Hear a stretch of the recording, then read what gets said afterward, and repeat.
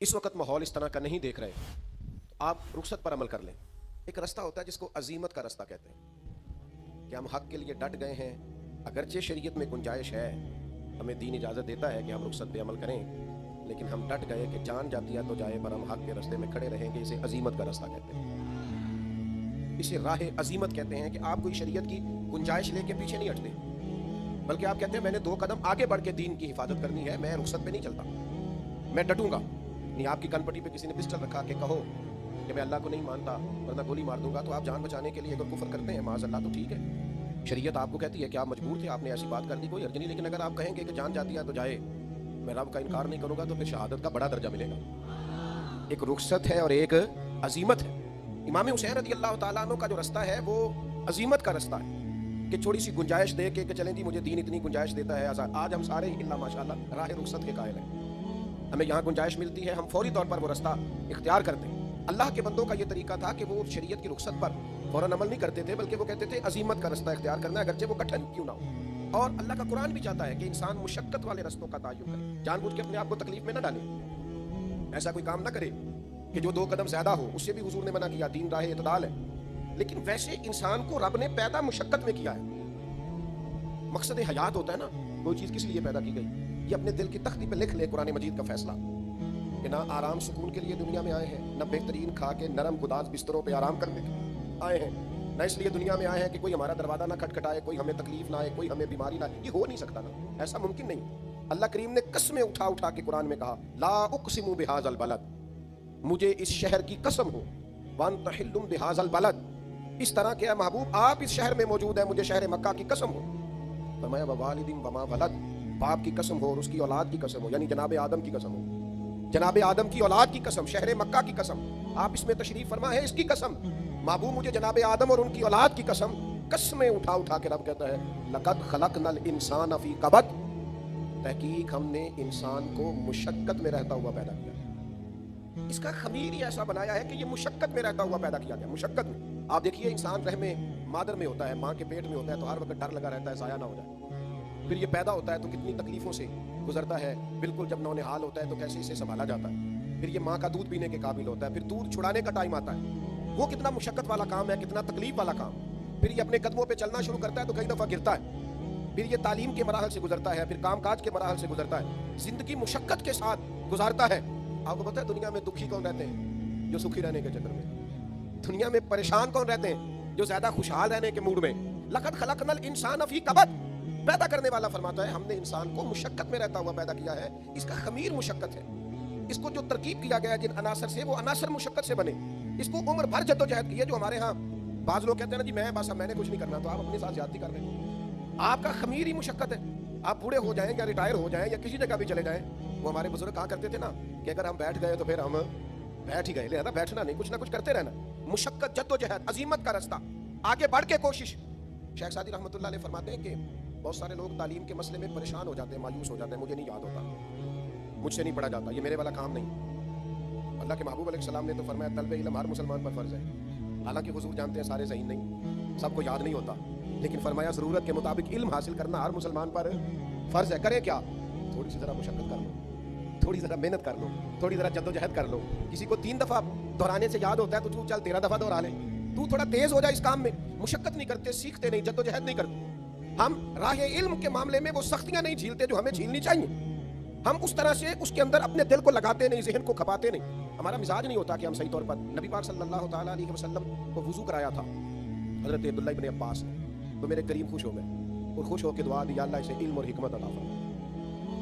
اب جس طرح آج کل اللہ ماشاءاللہ سارے پیروں کے بچے پڑھے نہیں ہوتے، سب کو علم لدنی ہوتا ہے، محنت نہیں کرتے، سب تعلیم جاتا ہے، کوئی ضرورت نہیں۔ ایسے بھی کہہ سکتے تھے کہ مجھے حضور کی دعا ہے اور نبی پاک کی دعا سے علم آ بھی جاتا ہے، بغیر پڑھے بھی آ جاتا ہے۔ حضور تو سینے پہ دست مبارک رکھ دے تو اس سے علم آ جاتا ہے، لیکن حضور نے ان کو جب علم کی دعا دی تو حضرت عبداللہ ابن عباس کا کردار یہ نہیں تھا کہ میں نے گھر میں پڑھ لیا ہے، اب مجھے ضرورت نہیں ہے۔ جناب عبداللہ ابن عباس کا یہ کام تھا کہ ایک ایک صحابی کے دروازے پہ جاتے، دستک دیتے، فرماتے سنا ہے آپ کے پاس نبی پاک کی کچھ حدیثیں ہیں، مجھے سنا نہیں دیتے، مجھے پڑھا نہیں دیتے۔ حضرت ابی بن کعب رضی اللہ تعالیٰ عنہ کے پاس کافی احادیث کا ذخیرہ تھا۔ حضرت عبداللہ ابن عباس خاندان نبوت کے فرد ہیں، پر راہ علم کی سختیوں کو برداشت کرتے ہیں، مشقتوں کو جھیلتے ہیں، اور آپ حضرت ابی بن کعب کے گھر تشریف لے جاتے, ان کا گھر کا دروازہ صحرا میں کھولتا تھا مدینہ منورہ میں, تو آپ کیا کرتے, دستک نہیں دیتے استاد کے دروازے پہ, یہ ادب کے خلاف ہے, دستک نہیں دیتے. حضور نے دعا دی تھی کہ اللہ اسے علم اور حکمت عطا فرما, دستک نہیں دیتے تھے, دروازے پر بیٹھ جاتے تھے, دیر تک بیٹھے رہتے. فرماتے کبھی میں تھک جاتا تو میں لیٹ بھی جاتا, ٹھنڈی ہوائیں مدینہ چون کے گزرتی تو ریت اڑتی تو میرے بالوں میں بھی پڑ جاتی. فرماتے میں بیٹھا رہتا, استاد صاحب اپنی مرضی سے باہر آتے, بے ادبا مقصود نہیں حاصل نہ درگاہ ٹوئی, اے 5 ادب دے محمد بخشا توڑ نہیں چڑھیا کوئی. ادب کرتے استاد صاحب. فرماتے مرضی سے باہر آتے اور مجھے دیکھ کے کہتے اللہ کے محبوب صلی اللہ علیہ وسلم کے چچا زاد آپ یہاں کیوں بیٹھے؟ تو میں عرض کرتا میں آپ سے اپنے نبی کی حدیثیں سننے آیا. فرماتے وہ مجھے حضور کے ارشادات, نبی پاک صلی اللہ علیہ وسلم کی احادیث سناتے. راہ علم میں مشقت کرنا, جد و جہد کرنا. میں آج بھی آپ کی خدمت میں عرض کروں گا, ڈھیر سارے لوگوں کو صحیح قرآن مجید پڑھنا نہیں آتا, نماز کے, وضو کے, غسل کے, اور اگر زکوٰۃ فرض ہو جائے تو زکوٰۃ کے, حج کے مسائل نہیں آتے. تو بھائی اب تو بڑا آسان ہو گیا ہے, آپ تھوڑی جد و جہد کریں, 2 1 لائن کر کے سیکھیں. آپ کوشش فرمائیں, مشقت کرا اختیار کریں. آپ رات کو آ کے کسی استاد کے پاس بیٹھیں, آپ سر شام کسی سے تعلیم لیں, لیکن تھوڑا سا نا, تھوڑی سی مہربانی کریں. وہ بھائی مشقت تو کرنی پڑتی ہے, روٹی پک کے بھی آ جائے اور کوئی لا کے بالکل آپ کے سامنے بھی رکھ دے, اماں پیار کرنے والی ہو تو لقمہ بھی منہ میں ڈال دے, تو چبانے کی تکلیف تو پھر بھی کرنی پڑے گی کہ نہیں؟ آپ کو کچھ نہ کچھ مشقت تو بہرحال کرنی, تھوڑی بہت تو مشقت. وہ کوئی آدمی تھا نا, تو وہ مسکرانے, کچھ لوگ ایسے ہوتے ہیں وہ بیچارے مسکرانے کی تکلیف بھی نہیں کرتے کہ چلو ماحول اچھا ہو جائے, میری وجہ سے باقی بھی مسکرا دیں. تو ان کی بھی کسی نے منت کی, اس نے کہا ہلکا سا تبسم ہو جائے تزئین گلستان کی خاطر, تکلیف تو تم کو ہوگی مگر پر تکلیف ذرا سی سہتا جا, اور چل تھوڑا مسکرا دے, اس میں تکلیف تو ہوگی, کچھ بندے سنجیدہ ہوتے ہیں نا جی. ہلکا سا تبسم ہو جائے تزئین گلستان کی خاطر, ذرا پھول مہکنے لگیں گے, دائیں بائیں ماحول اچھا ہو جائے گا. ہلکا سا تبسم ہو جائے تزئین گلستان کی خاطر, اور تکلیف تو تم کو ہوگی مگر چل تکلیف ذرا سی سہتا جا. تو بھائی آپ مشقت کا مزاج, علم کے راستے میں مشقت, پھر عمل کے راستے میں مشقت. مجھے پتا ہے نماز پڑھنا آسان کام نہیں, آسان کام نہیں ہے عبادات کرنا. یہ قدم قدم پہ شیطان, وہ جو بڑے سیانے ہیں جن کو پتا ہے نماز ضروری ہے, جو ہر جگہ کھڑے ہو کے کہتے ہیں یار زندگی کا پتہ کوئی نہیں, فلانا بھی چلا گیا, فلاں بھی چلا گیا, پر پڑھ پھر بھی نہیں پاتے. یہ آسان کام ہوتا تو سارے مسلمان نمازی ہوتے. اللہ کہتا ہے وَاسْتَعِینُوا بِالصَّبْرِ وَالصَّلَاةِ, اے ایمان والو صبر اور نماز سے مدد مانگو, وَإِنَّهَا لَكَبِیرَةٌ, یہ دونوں کام ہے مشکل. صبر بھی مشکل ہے, نماز پڑھنا بھی, إِلَّا عَلَى الْخَاشِعِينَ, مگر جو اللہ سے ڈرتے ہیں ان پر کوئی مشکل نہیں. ان کے لیے نماز پڑھنا بھی آسان ہے, صبر کرنا بھی آسان. مشقت ہے. مجھے بہت سارے دوست کہتے ہیں میں 4 نمازیں پڑھتا ہوں تو فجر میں آنکھ نہیں کھلتی, تو میں کہتا ہوں فجر والی نماز ہی تو مزیدار ہے. جب ذرا بستر چھوڑنا پڑتا ہے, جب ذرا نیند سے اٹھنا پڑتا ہے, جب محسوس ہوتا ہے کہ یہ نہ کاروبار کے لیے اٹھا ہے, نہ فلائٹ کے لیے اٹھا ہے, نہ دوستوں کے لیے اٹھا ہے, نہ بس پکڑنے اٹھا ہے, اس نے جو گہری نیند چھوڑی ہے, اس کا دل کرتا ہے میں اٹھ کے اپنے رب کو سجدے کروں. آپ ذرا غور فرمائیں نا, اگر یہ مشقت وہ تہجد کے لیے کرے عبادت کی, یعنی عین شہری میں اٹھے, اور حضور فرماتے ہیں اگر جوان اٹھے, نوجوان اٹھے, چڑھتی جوانی ہے, جذبات ہے, نیند بھی گہری آتی ہے, سونے کو بھی جی چاہتا ہے, گھر میں اے سی بھی لگا ہوا ہے, سہولیات بھی ہیں, پر سارا کچھ چھوڑ کے اٹھا ہے تہجد پڑھنے کے لیے. اللہ کے پیارے رسول صلی اللہ تعالیٰ علیہ وسلم فرماتے ہیں جوان آدمی جب تہجد پڑھنے کے لیے کھڑا ہوتا ہے نا, تو اسے دیکھ کے رب مسکراتا ہے جو اس کی شان کے لائق. اللہ مسکراتا ہے جو اس کی شان کے لائق ہے, جو اس کی عظمت کے لائق ہے, جو اس کو شایع ہے. سمجھ لیجئے گا اور یاد رکھیے گا, پہلے علم کے راستے کی مشقت, اس کے بعد عمل کے راستے کی مشقت, عبادات کے لیے جد و جہد, تھوڑی سی کوشش کرنا, تھوڑی ہمت کرنا, اور تھوڑی جد و جہد کے ساتھ عبادات کو سر انجام دینا, اور پھر تربیت اولاد کے لیے تھوڑی سی محنت کرنا, کوشش کرنا. آپ کی خدمت میں عرض کروں, ہماری اولادیں ہم سے بڑا ہی سیکھتی ہیں, ہمارے لب و لہجے سے, ہمارے کھانے پینے سے, پہننے سے, اوڑھنے سے. ہمیں تھوڑی محنت کرنی ہوگی اپنی اولاد کی تربیت کے. لیکچر نہ دیں ان کو, اپنا کردار بہترین کریں. آپ کی زبان پر گھر میں بیٹھے کبھی کوئی کمزور جملہ نہ آئے, کبھی کوئی گالی نہ آئے, کبھی کوئی ایسا لفظ نہ آئے جو بچوں کے ذہنوں پر نقش ہو جائے. آپ کو کبھی بچے کسی کی توہین کرتا نہ دیکھیں, کسی کا مذاق اڑاتا نہ دیکھیں, کسی کی غربت میں اس کی غربت کا مذاق اڑاتا نہ دیکھیں. آپ کے بچے کبھی ایسا نہ محسوس کریں کہ ہم کسی سے بڑے. ایک گورنر تھے جناب عمر کے زمانے میں, ان کے بیٹے نے کسی غریب کے بیٹے پر ظلم کیا, تو جناب عمر نے ان کے بیٹے کو ترنے لگائے. تو بعد میں کہا اس گورنر کو بھی سزا دیں, اسے اونٹ چرانے پہ لگائیں. تو جناب گورنر صاحب کی کیا غلطی تو بیٹے کی ہے. تو جناب عمر فرمانے لگے یہ اس کے دل میں بات کس نے ڈالی ہے کہ تو گورنر کا بیٹا ہے, کس نے سکھایا ہے کہ تو چودھری کا پتر ہے, کس نے بتایا ہے کہ تیری شان بڑی ہے, تو آگے اس سزا کا حقدار ہے.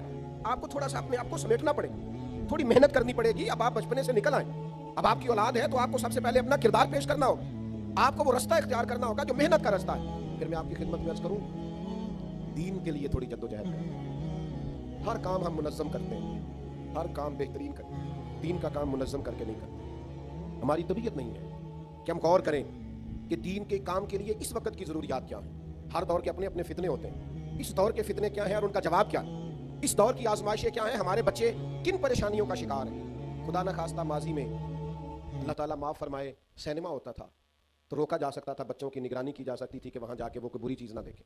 پھر اس کے بعد کچھ ایسی ٹیکنالوجی آئے گی، کچھ کیسٹیں تھیں اور بچے لا کے کسی مخصوص جگہ پہ اس کو لگاتے تھے تو ڈر ہوتا تھا کوئی گانا باجا کوئی کمزور چیز نہ دیکھیں۔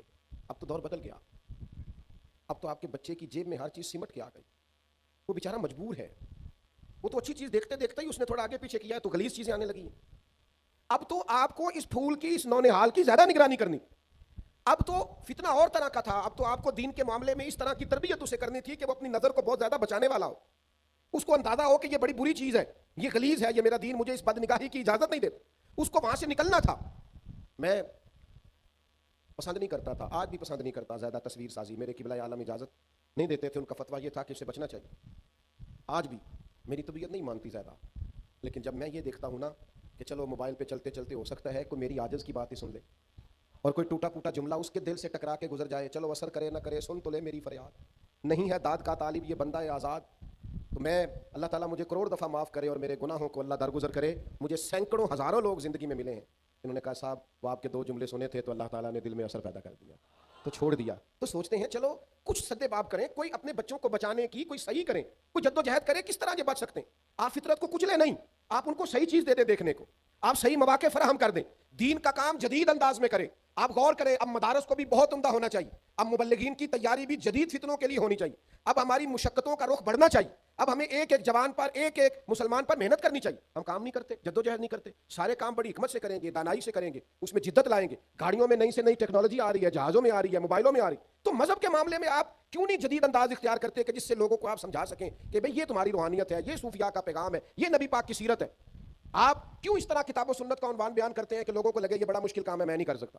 آپ انہیں بتائیں کہ رسول پاک کا سارا اسوہ نور عمل کرنے کے لیے، امام حسین کی زندگی میں آپ کو آج اس ہزاروں کے مجمع میں، اس نورانی محفل میں جس میں ایک ایک فرد کا چہرہ حضور کی اولاد کی محبت سے چمک رہا ہے، بہت کم لوگوں کو آسانی حاصل ہے، آپ تشریف لائیں اور اس محبت سے اتنی بڑی تعداد میں آئیں۔ میں آپ کو ذمہ داری سے بتانا چاہتا ہوں کہ جو لوگ سر اٹھا کے جینا چاہتے ہیں اور جو لوگ اپنی عزت اور وقار کے ساتھ زندگی گزارنا چاہتے ہیں اور جو کسی جگہ جھکنا نہیں چاہتے اور جو کبھی کمزور نہیں پڑنا چاہتے اور جو ٹینشن سے، ڈپریشن سے، انزائٹی سے، سٹریس سے باہر رہنا چاہتے ہیں، ان کا ایک ہی علاج ہے کہ وہ امام حسین کی زندگی کو پڑھا کریں، وہ حسین ابن علی سے فیضان حاصل کریں، ان کو سمجھ آئے گی کہ جینا کس کو کہتے ہیں، کھڑا ہونا کس کو کہتے ہیں، حوصلہ کس کو کہتے ہیں، صبر کس کو کہتے ہیں، فکری تازگی کیا ہوتی ہے، توانائی کیا ہوتی ہے، اور مجھے کہہ لینے دو، ان کو پتہ چلے گا، سیدہ کا لال بتائے گا کہ اطمینان کس کو کہتے ہیں، سکون کس کو کہتے ہیں، طبیعت کا ٹھہراؤ کیا ہوتا ہے۔ یعنی امام حسین کی مسکراہٹ، ان کا اطمینان، ان کا کربلا کے میدان میں سارے زخم کھا کے مسکرانا، یہ مار گیا تھا یزیدیوں کو، یہ تباہ کر گیا تھا یزیدیوں کو، کیونکہ وہ سچے تھے،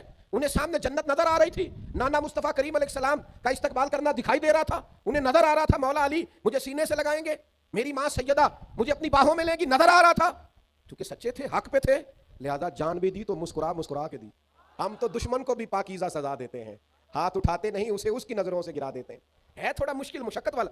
یہ جو شمر تھا نا پانی بند کرنے والا اور حضور کی اولاد پاک کو قتل کرنے والا، جب مختار سقفی کی فوجیں اس کے پیچھے لگی نا تو یہ دوڑا مدینے کی طرف، مضافات مدینہ میں دوڑتا دوڑتا دوڑتا دوڑتا ایک ایسے خیمے میں داخل ہوا جس خیمے کے اندر مصلی پہ امام زین العابدین تشریف فرما رضی اللہ تعالیٰ۔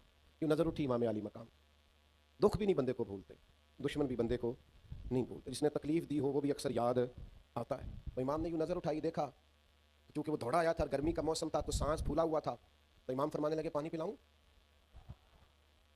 دشمن ہے نا، میں نے کہا کام مشکل ہے اور انسان آیا ہی مشقت میں، اور اپنے آپ کو مشقت میں ڈالے نا، پانی پلاؤں کس کو؟ جس نے پانی بند کیا تھا۔ تو شیمر سمجھا کہ انہوں نے پہچانا نہیں، امام اٹھے، مٹکے سے پانی پیالے میں ڈالا اور بھر کے دیا، کہا پی لو۔ اب پیاس بڑی شدید تھی، وہ پی گیا، امام نے ایک پیالہ اور بھر کے دیا، تیسرا پیالہ اور دیا، جی بھر کے پانی پی لیا، تھوڑا سستا لیا، سانس بحال ہو گئی، امام مصلی پہ چلے گئے، اسے بھی محسوس ہوا کہ جو فوج میرے پیچھے لگی تھی وہ دائیں بائیں ہو گئی، وہ باہر نکلا، ہائے کام تو مشکل ہے، پر میں نے کہا دشمن کو اس طرح بھی مارا جا سکتا ہے، یہ بھی ہے کردار اور اخلاق کی عظمت جس سے دشمن قتل ہوتے ہیں۔ باہر جا کے نا تو وہ شرم سے پانی پانی ہو گیا، لوٹ کر پھر اندر آیا، اسے پتا تھا کہ فوجیں میرے پیچھے ہیں، مرنا تو میں نے ہے ہی، تو ایک سچ نہ بول جاؤں جاتے جاتے، کہنے لگا زین العابدین شاید پہچانا نہیں، شرم سے گردن جھکی ہوئی، شاید آپ نے پہچانا نہیں۔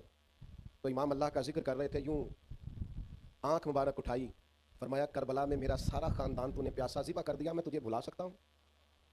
تو جیسے ہی اندر آیا ہے مجھے 6 ماہ کے علی اصغر کی وہ خون میں لت پت لاش مبارک یاد آ گئی تھی. تو جیسے ہی اندر آیا مجھے چچا عباس کے کٹے ہوئے بازو اور ان کی درد یاد آئی تھی. میں نے اپنی پھپھی کو جن سسکیوں کے کو اپنے آپ کو سمیٹتے اور صبر کرتے دیکھا ہے وہ کیفیت یاد آئی. اور تو جیسے ہی اندر آیا ہے مجھے اپنے باپ کا نیزے پہ چڑھا ہوا سر یاد آیا تھا. یہ کہتے کہتے امام کے پھر آنسو نکلے. آنسو پوچھے تو شمر گھٹنوں کے بل بیٹھ گیا. کہنے لگا زین العابدین پہچان گئے تھے تو پھر پانی کیوں پلایا؟ تو امام نے یوں کر کے آنسو پوچھے. کہنے لگے مجبور بڑا ہوں نا, علی کا پوتا ہوں میں کروں کیا؟ میں علی کا پوتا ہوں, سیدہ کا پوتا ہوں, میں حسین کا بیٹا ہوں, میرے گھر کا رواج ہی کچھ اس طرح کا ہے. میں اپنی خاندانی وجاہت سے مجبور ہوں. تمہارا کام پانی بند کرنا ہے. ہمیں سکھایا گیا ہے دشمن بھی آئے تو پیالے بھر بھر کے پلانا. تو اگرچہ مشکل ہے پر یہ مشقت کرنی ہے. اخلاق کو اس درجے پر لے کے جانا ہے. ہمارا سٹیٹس نہیں کہ دشمن کی طرح اس کی سطح پہ آ کر اس سے مقابلہ کریں. ہمارے استاد صاحب تھے تو کسی صاحب نے نا کوئی مسئلہ ایسا اٹھایا عقیدے کے تعلق سے اور ساتھ اس نے بڑے بڑے غلیظ لفظ بولے. تو استاد صاحب فرمانے لگے جو دلیل اس نے مانگی ہے اس کا جواب تو میرے پاس ہے, میں دے دیتا ہوں, اور یہ جواب ہے. دوسرا فرمانے لگے جو زبان اس نے استعمال کی ہے وہ مجھے نہ میرے دین نے سکھائی ہے نہ میرے استاذہ نے سکھائی. یہ لب و لہجہ مومنوں کا لب و لہجہ. اسٹیج پہ بھی آپ وہ بولیاں بولیں گے جو بازاروں میں بولی جاتی ہیں. آپ دینی اور مذہبی اسٹیج پر بھی وہ کلام کریں گے جو گھٹیا لوگ کرتے ہیں, جو انداز درست نہیں ہوتا, جو شان عام مومن کی نہیں, وہ آپ بات کریں گے. تو تھوڑی مشقت کریں, عظیمت کا رستہ اختیار کریں, رخصت پر عمل نہ کریں, تھوڑی مشقت ہو. اس میں تھوڑی سی نا حضرت عبداللہ ذوالبجادین ایک صحابی تھے, کلمہ پڑھ گئے. والد پہلے نہیں تھا, چچا نے پالا تھا. چچا سے کہنے لگے میں نے حضور کے پاس جانا ہے. تو کہنے لگا اگر جانا ہے تو سارا کچھ چھوڑ کے جانا پڑے گا. کہتے میں پہلے بھی کئی دفعہ سوچ چکا تھا کہ تو یوں ہی کہے گا. اس نے پیسے بھی جیب سے, یہ دیکھو یہ رستہ ہے عظیمت کا رستہ. رخصت تو یہ تھی نا کہ ابھی میں مجبور ہوں, اسباب نہیں ہے, کیسے آؤں. یہ رستہ رخصت گنجائش تھی. چچا نے کہا کہ میں نے چونکہ سارا کچھ دیا ہے, جیبیں خالی کرو, کر دی, کوئی زمین میں سے حصہ نہیں ملے گا. چچا ضرورت ہی نہیں, کہا یہ ہر چیز میں رکھ لوں گا, کہ رکھ لے. وہ سنو نا, راہ عظیمت بھی تو کوئی راہ ہوتی ہے نا. یہ کیا ہوا کہ میرے پاس 10 کروڑ تھا تو میں نے لاکھ اللہ کے رستے میں دے دیا. یہ بھی تو ذرا دینا دیکھو نا. میں اتنے لاکھ لگا کے حج عمرے پہ گیا, یہ بھی مدینے جا رہے ہیں, ذرا ان کا بھی حضور کے بارگاہ عالی مرتبت میں جانا دیکھو نا. رخصت ہو رہے ہیں ہر چیز دے کے. چچا نے پیچھے سے آواز دی, کہا یہ جو کرتا اور تہمد آپ نے پہن رکھا ہے نا, شلوار قمیض, یہ بھی میں نے دیا تھا. اوئے ہوئے, اتار کے نا وہ کرتا بھی اور وہ لباس بھی چچا کو دیا. تینوں لب دیا آپ گواچے. ذرا اس فکرے پہ کبھی گھر جا کے غور تو کرنا. سانو اپنی خبر نہیں کوئی, اپنی تینوں لب دیں آپ گواچے. اپنی خبر مجھے اپنا ہی پتہ نہیں, ڈھونڈتا پھرتا ہوں اقبال اپنے آپ کو. اب تو آپ ہی گویا مسافر, آپ ہی منزل ہوں میں.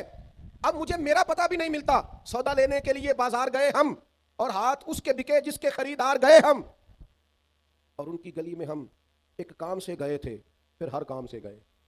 کہا یہ کپڑے بھی میرے ہیں, اتار کے دے دیے. ماں کے پاس آئے, پردے کے پیچھے کھڑے ہو کے کہنے لگے اماں ایک دن پہلے بھی تو میں بے لباس پیدا ہوا تھا نا, اور تو نے لباس دیا تھا تو میں پھر بے لباس ہو گیا.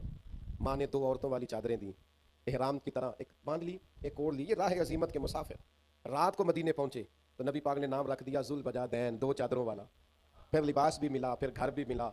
زندگی پھر رہی تھی بھٹکتی ہوئی, میری خانہ بدوشی کو گھر مل گیا. پھر حضور کی عالی مرتبت بارگاہ میں رہنے لگے. پھر ایک دن تیز بخار آیا, پھر روح پرواز کر گئی. صحابہ فرماتے ہیں اور راہ عظیمت اختیار کرنے والے اور حضور کے لیے مشقت سہنے والے, اور تیرے نصیبوں پہ قربان جائیں. مدینے میں رواج یہ تھا کہ جب قبر میں اتارنے کی باری آتی تھی تو کوئی قریبی اتارا کرتا تھا, پر ان کا تو تھا ہی کوئی نہیں. کون اترے گا؟ جنازہ بھی حضور نے پڑھایا, اور جب دفن کی باری آئی قبر میں رکھنا تھا تو مدینے والے رسول قبر میں اتر گئے. حضور قبر میں اتر گئے, پہلے لیٹ گئے, قبر کو دیکھا ٹھیک بنی ہے, پھر اپنے ہاتھوں پہ رکھا, پھر قبر میں اتارا. درویش کہتے ہیں میں مر گیا تو فرشتے میری تلاشی لینے آئے کہ کیا لے کے آیا ہے. پسے مردن فرشتوں نے جو تلاشی لی تو کیا نکلا؟ فقط ایک دل کے گوشے سے خیال مصطفیٰ نکلا.